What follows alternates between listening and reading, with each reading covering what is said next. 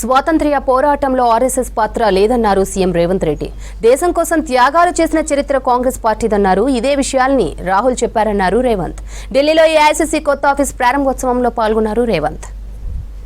Congress party జాతీయ కార్యాలయాన్ని ప్రారంభించుకోవడం జరిగింది.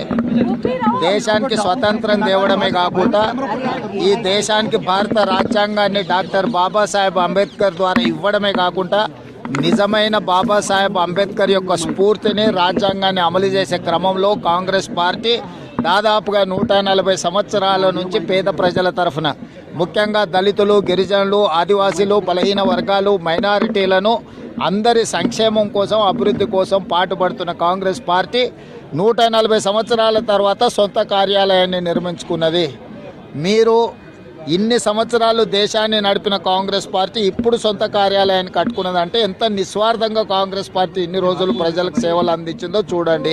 నిన్నగాక మొన్న వచ్చిన ప్రాంతీయ పార్టీలు కావచ్చు, లేకపోతే భారతీయ జనతా పార్టీ కావచ్చు, 140 సంవత్సరాలు ఉన్న కాంగ్రెస్ పార్టీ ఆర్థిక స్థితిగతులు, 40 సంవత్సరాల సీనియారిటీ ఉన్న భారతీయ జనతా పార్టీ యొక్క ఆర్థిక స్థితిగతులు ఏ విధంగా ఉన్నాయో చూడండి.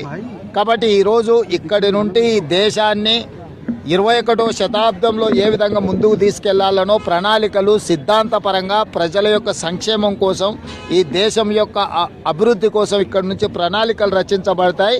రాబోయే రోజుల్లో పేద ప్రజలకు అందరికీ కూడా ఇక్కడి నుంచి దశ దిశ నిర్ధారించడమే కాకుండా దేశాన్ని ముందుకు నడిపించడంలో ప్రపంచంలోనే ఒక మేటి దేశంగా భారతదేశాన్ని తీర్చిదిద్దడానికి కాంగ్రెస్ పార్టీ ఇక్కడి నుంచి విధి విధానాలను నిర్ణయించడం జరుగుతుంది. ఇది దేశ ప్రజలందరికీ కూడా ఒక పండుగ రోజు. ఎందుకంటే ఈ దేశానికి స్వతంత్రం తీసుకొచ్చిన పార్టీ ఒక అద్భుతమైన కార్యాలయాన్ని, సిద్ధాంతాల ప్రాతిపదికన నిర్మించుకున్న కార్యాలయాన్ని, ఇక్కడ నుంచి దేశం యొక్క ప్రగతి కోసం ప్రణాళికలు సిద్ధం చేసే కార్యాలయాన్ని నిర్మించుకొని ఈరోజు ప్రారంభించుకోవడం జరిగింది.